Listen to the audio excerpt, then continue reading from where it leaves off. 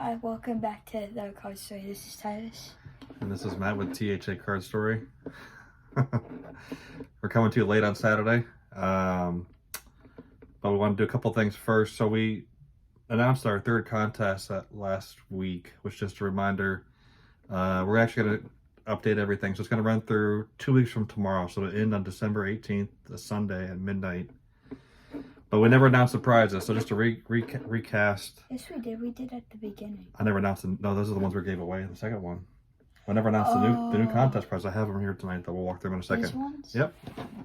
We'll walk through them in a second. But this reminder is just show your favorite combo card or multiple cards. We've had a couple of really good entries already. So looking forward to this next contest and appreciate all your support.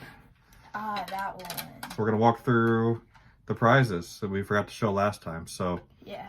Go ahead, Tyrus. The first one is a 1989 Topps traded Ken Griffey Jr. Yeah, at Ty's request, we're trying to get rid of all our PSA, so why not do a giveaway? I don't like dealing with having to sell stuff on eBay. Okay. 1989 Topps traded Randy Johnson. There you go. We showed that last week, but now we're going to go and give it away. 1987 Fleer updated Grade Maddox. Grade Maddox, yeah. Professor. This next card I got confused on because I thought this is the old one I bought on accident. This is not the one you got. Yeah, because I remember the originals in my box. So it's not Ty's, don't worry. He got the one we're going to use on our show whenever we go back to the other style. So 1974 Topps, #1, Hank Aaron. So are we going to go back to just showing on hands? We'll see. I'm not good at hand modeling, so anyway, those are the prizes. It ends on December 18th at midnight, which is a Sunday. We'll draw that first week of holiday break that we're on, and then we'll get it shipped in the mail before the holidays, hopefully. So that's that. Sorry about not getting that in the video. In terms of just either tag at THR Card Story in your response, or maybe just send us a comment if you were able to drop a video. I'm trying to keep up with them as they get posted as well. So. And last week's winner we haven't heard from you yet. So Janelle Sonoda, we still have your prizes here because we haven't heard from you yet. So. Don't forget about collecting these and the Funko Pop that we're using for our stand right now. So these 4 are still here with us, waiting to hear from you. So congrats again. Hopefully we hear from you in a few days. I didn't even think about that in terms of people not ever responding to winning. I guess like if we haven't heard back by the end of the year, then I'm willing to throw these into the contest number 4. I don't know what else to do. How about this? We give her until Christmas week or the end of the year. End of the year. We'll get to the end of the year. That's another 4 weeks from today. That's fair. That'll be almost 5 weeks total. Yeah. To let us know that you all we need is an email, and then we'll get our we'll exchange shipping information and we'll get that out to you. Yeah, I don't feel like recording today on my channel, so I'm gonna show my Funko Pop. So yeah, Scattershot Saturdays, a little bit of everything, right guys? I'm doing It's a Star Wars season on my channel if you didn't know that. So we got a Star Wars Pokemon and Funko Kid, right? Yeah, the Pokemon Funko Kid. Executioner Star Wars guy. So there's that. Looks cool. And then just to catch up on what we got for all our different distractions, as we like to call them. Here's the Ken Griffey Jr. 94 Donruss Dominator. CSG holder, of course. We'll run through this quickly. 06 Topps Turkey Red. It's on a red uniform, so it's kind of color matched a little bit. Really good one. Here's a rookie card, so kind of going to our rookie. Is that all the Griffies? Let me see. 1 second. Let me get all the Griffies together. At least we're going to have distractions among distractions. This one will be for tomorrow. 93 Fleer Griffey. And then a really recent one, a 2021 retro from 87 Donruss, kind of look alike for Ken Griffey Jr. So those are the Griffey ones. On the rookie, like first ballot Hall of Fame ones, we got a really cool Jeter, Select, excuse me. 93. And then another great Maddox. This one I'm sure is different. I promise you, the 87 Fleer Update Maddox, which we didn't have. And then we got the original base 89 Topps with the Expos, now the Nationals, Randy Johnson. So those are all the updates on the distractions 1 through 4. No new Italiano pickups, and 54 Topps has been quiet. I have one on the way. We'll show as soon as it gets here, but nothing in hand to show you. So I mentioned before, like this, I was gonna like do a double dipper if I could. So like Clemente Collector has a contest going for well-loved cards, and some of the cards we're gonna show in a minute are very well-loved. I actually have them out of the holder. That's why I did that. So they've definitely got some creasing. Someone's got some stamp on it. That's not going to get shown. And then the other shout out's going to be for John over at 3D 80s kids. So he definitely, both those channels are great. I think Collector just passed 100 subscribers. John has a criminally low number of subscribers given the content and the time he puts into all the video clips. I highly recommend looking at both channels. Wait. So John, this is a shout out for your son. We talked about yesterday, the Zelda. I have a original cartridge. Still have all my old Nintendo games upstairs. Golden, it's golden. That's cool. Well, they're all golden, I think. Actually, there was one that wasn't. It was just the gray cartridge, but that's the one I have. So as it relates to the kind of going back, I guess the first piece of this is about John. So I went back and looked. Episode 13, he did something. I guess it was. When I looked back at the comments, it was inspired by Picker Jim S.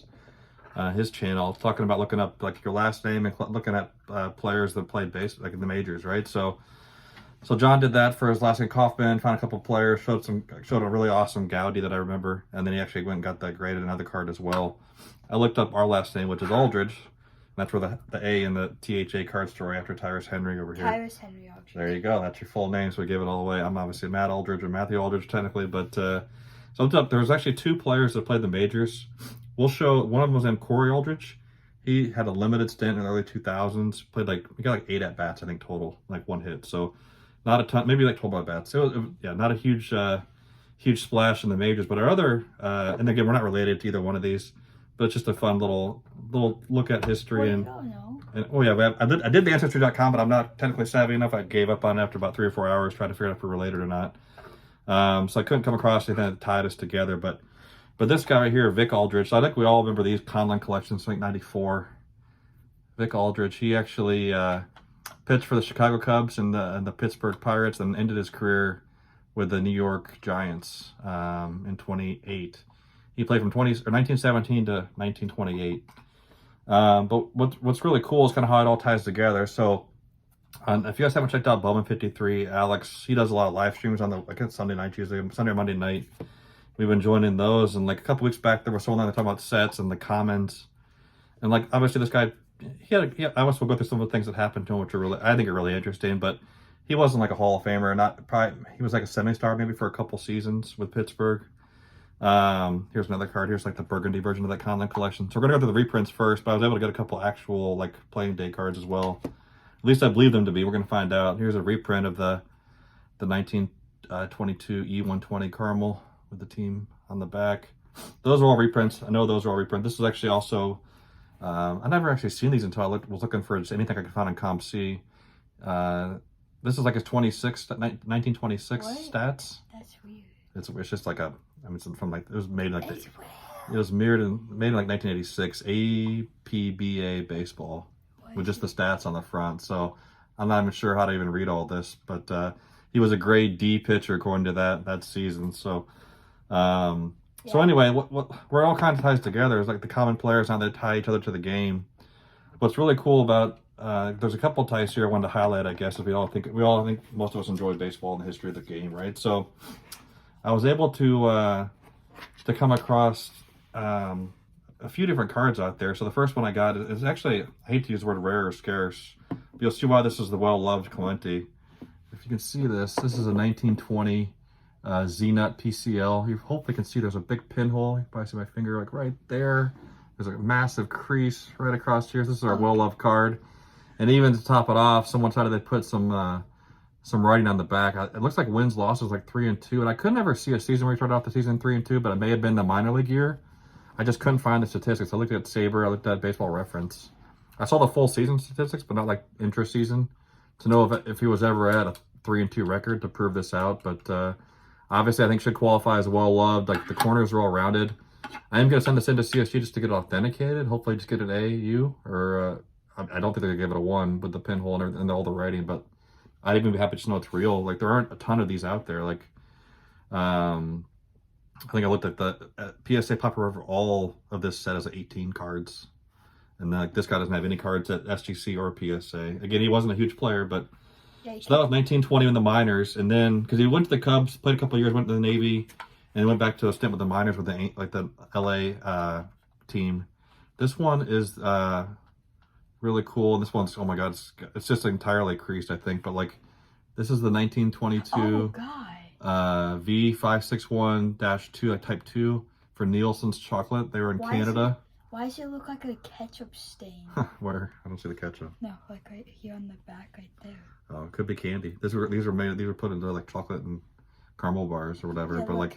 but really cool card. But this thing's like creased and bent to holy heck. Again, I'm hoping it's real. We're gonna find out. It looks really shiny. I was a little worried it may not be real, but I never had another one of these. But like, if they obviously spent a lot of time marking it up, if it is real, maybe you guys know better, the people on the video that are watching. But really cool card. Even if it's not real, these weren't hundreds or $1,000 cards or anything. So, but obviously very well loved. So I think these qualify hopefully for the Clemente Collectors Contest. Even if we missed a day, that's fine. I just wanted to show these. Yeah, I could take this one. I may actually do some damage to it while we're showing here because this piece is driving me crazy.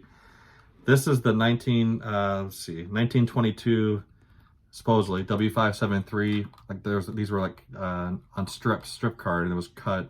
What do you mean you could damage it? Well, there's this piece hanging off that's driving me crazy. So you see that piece right there? Some of the cards coming apart. And then like you tell the huge crease across the top there. It's even got this little printed, someone like went and put in the typewriter. I don't know what this stands for. Looks like STB7. I'm not sure what that is. 117? I thought that was a price tag. Yeah, I don't know. Someone typed on the bottom of it too. So these are really cool. I don't have any cards this old. These are my first cards from the 20s. But really cool. And so then I started digging around like, okay, what else can I find for this guy, right? So like I found, and we're going to go into a little more stories about him in a second in terms of his playing. I know we're already well into the video, but I found this. Oh, that. Yeah, this I've had for a couple weeks now. So we got this during the break, but the first person I want to kind of tie this guy into in terms of like the connecting it back to the Alex's video. This is his playing contract from 1922 with the Cubs. You'll see there it got stamped on April 19th. You're like, oh, that baseball's already started then. It's because the way the contract was written, it was he had to report for like 60 days, and then the contract would be in place. But here's like the official contract. I probably shouldn't be holding this. I'm sure some people are cringing right now. But here's like originally it was signed February 18th, 1922. Is that the original? Yeah. But then why would they, how much, what? So anyway, this is really cool because like it was also signed at the time. You see William Vic there. Now that's not the Bill Vic a lot of us know and love for like bringing Satchel Paige and Larry Doby into the majors, right?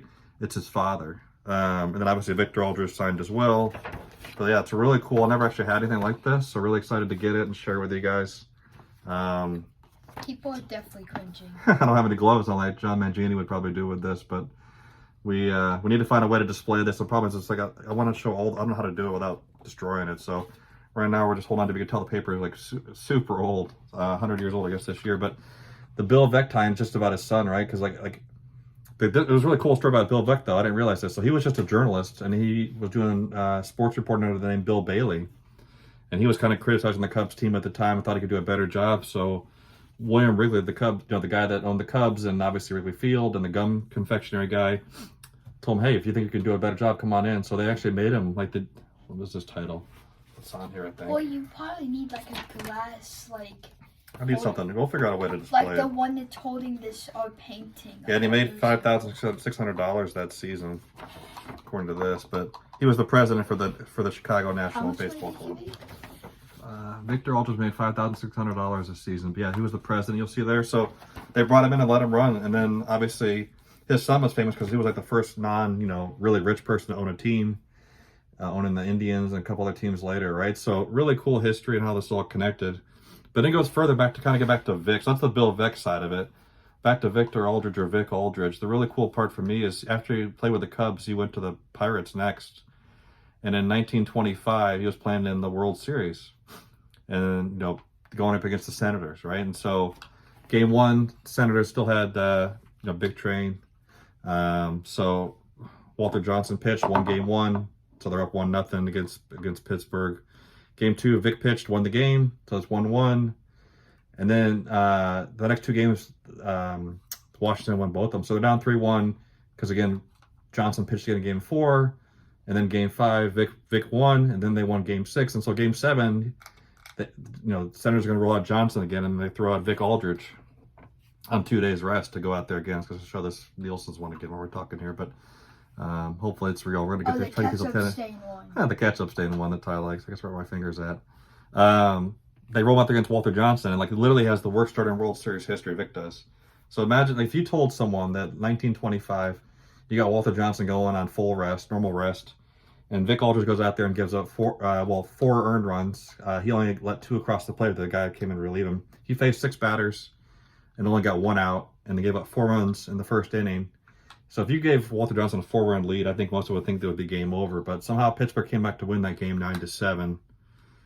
So Vic got a no decision, won 2 games for the series. 97 points? 9-7. 9 runs to 7 runs. Oh. Sorry, I know I talk fast. Hopefully it's been a challenge for you guys trying to do 2 extra videos. I know I talk really fast. This is normal speed. 9-7. So Pittsburgh won the World Series. And so that's what's just really neat. Like, this guy pitched, I don't think he's a relative by any means, but like he pitched against Walter Johnson. I think that's pretty crazy. And actually, even though he didn't win that game, Walter Johnson ended up, and again, in fairness, Johnson only gave up 5 earned runs. There was some errors that let 4 of the 9 runs plate, but really cool. I just like redoing research. So thanks, John, for posting your video. I know you got it from Picker Jim S, but it's been fun to get these cards. I never thought I'd have cards from this era. I hadn't really bought anything pre-50s until recently, so it's kind of got me going down that rabbit hole. But then again, for Clemente Collector, these are super well-loved cards. If you guys can see, I mean, there's creases, there's stains, there's writing, there's stamps. Stamps on this one. There's a hole. This piece is falling off. I feel like Dumb and Dumber heads are falling off. Right there, that piece is about to come off. But yeah, it's kind of a combo video. I just wanted to show those. So yeah, no, it's been fun doing history. I actually, Net54 yesterday found an E120 caramel card that's on its way as well from one of the members there. Caramel card? It's even worse. It's like probably worse than 3 of these combined. Wait, what? The condition's really bad. No way. No. If that's even possible. That's not possible. So yeah, I'm gonna send these off. We'll get them all sent off together. Just try to get authentic, just to see if they're real or not. But it's been fun. So thanks, John, for showing us that.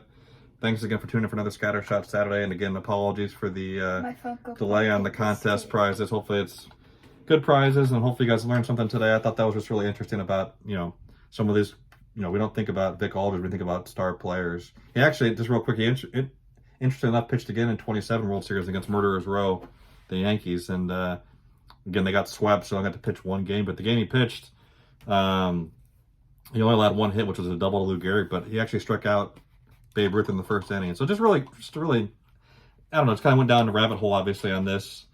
And that was the other piece I forgot about completely. So, interesting enough, this week on Alex's Bowman 53 live stream, you guys are probably all gone at this point, but for those that are staying around, there was a gentleman named Bill Grimm, and his great uncle was Charlie Grimm, who was the manager for the Phillies, for the Braves, like when Hank Aaron was playing, right? And what's interesting is Vic was actually traded, when he got traded to Pittsburgh in 25 from the Cubs, he was traded. Charlie was one of the people in the trade that came back to Chicago, as well as Rabbit Marinville, who's a Hall of Famer. But it's just crazy how some of these things all came together. Like I knew about Charlie Grimm just because of some of the stuff with the Braves, like, since we bought so many Hank Aaron cards. But like, I never really gave him a second thought. I know he was the manager at the time, but like, it's just kind of all interconnected from his playing days when he got traded. Kind of all comes back to Vic Aldridge. So it is all interconnected in baseball. I think that's why we all really enjoy the hobby and learned about the sport and all the history and everything else. So thanks for walking with us on this journey. I know Ty's probably like, oh my goodness, I have no idea about any of this stuff, but